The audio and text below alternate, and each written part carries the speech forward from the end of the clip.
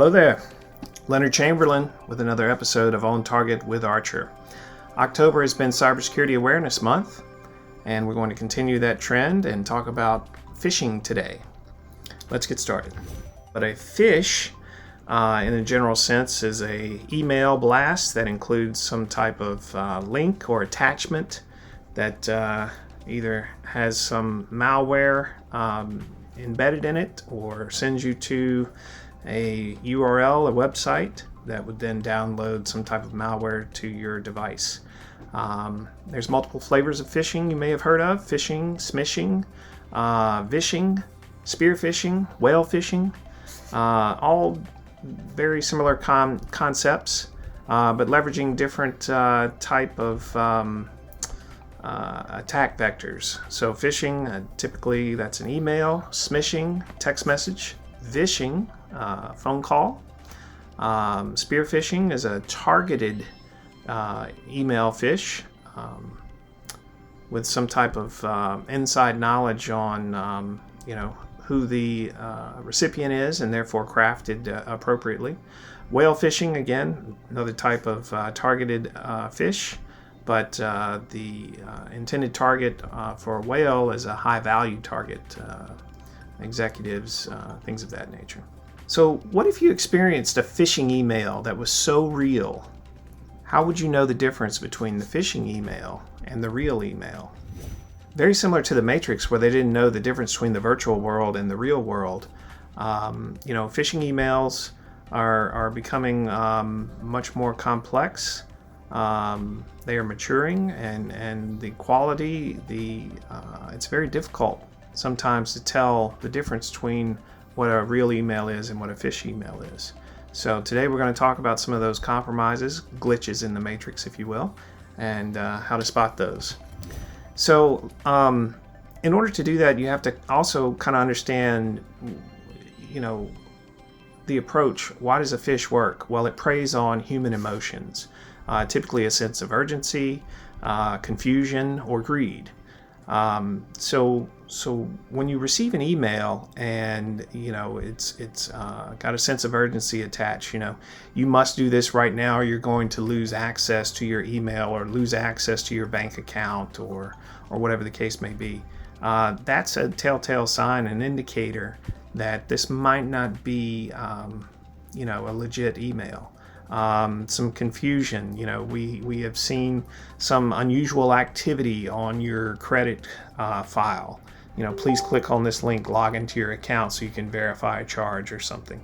All of these things are indicators of some type of malicious intent. Mentioned greed. Another one is emails regarding employee salaries. Potential raise increase or something like that, some attachment that's included. Those are things that you probably should think twice before clicking on. Some other phishing indicators, generic greetings, dear PayPal user, for instance, requests for personal identifiable information. Banks will often tell you, hey, we are not going to call you and ask for this information, so keep that in mind. Misspellings. Typically these emails are coming from overseas, right? From known threat indicators. English might not be their first language, so watch for misspellings that don't seem to make sense. Spoofed from email addresses. That email that looks like it's coming from PayPal may not actually be coming from PayPal. They need to check the email address to see if it's coming from somewhere else other than paypal.com, for instance. Unfamiliar web pages and misleading hyperlinks. These are things that you can hover your mouse over before you click on and see where it's intending to send you.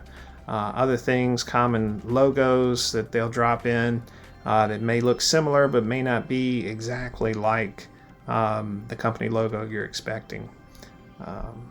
As we mentioned earlier, they're becoming more sophisticated and getting better at matching those up. So watch out for those things. So even the most vigilant person may eventually be fooled and click on something. So What do you do in that case? What happens? Well, the attacker now has basic device data plus whatever information you gave them. Malware, spyware, ransomware, potentially being downloaded to your device. And any privileges that your device has may be used as a pivot point to pivot to other targets that are more their intent. Not to access your machine specifically, but potentially other devices on your home network, on your company network that are their ultimate goal. As they say in Hitchhiker's Guide, keep calm, don't panic. But what you need to do is, particularly if this is on your corporate account, notify your corporate help desk, any incident response teams that you're supposed to notify. They need to be made aware of the potential compromise so that they can investigate and address before any potential harm is done. So in closing, don't click on stuff. Think before you click, particularly attachments, things that you were not expecting. You can always communicate via an out-of-band method with the sender to ensure that, hey, did this email come from you? Do you really want me to do this? Don't reply to the email, because then obviously it goes directly to the attacker instead of to the person you're trying to confirm with. Again, hover over any links that are in there before you click on them. Verify the email domains. And, similar to the old Smokey the Bear campaign, only you can prevent phishing. Obviously, there's multiple, technical controls that you can deploy on your device or at your company at the corporate level that can also help with this.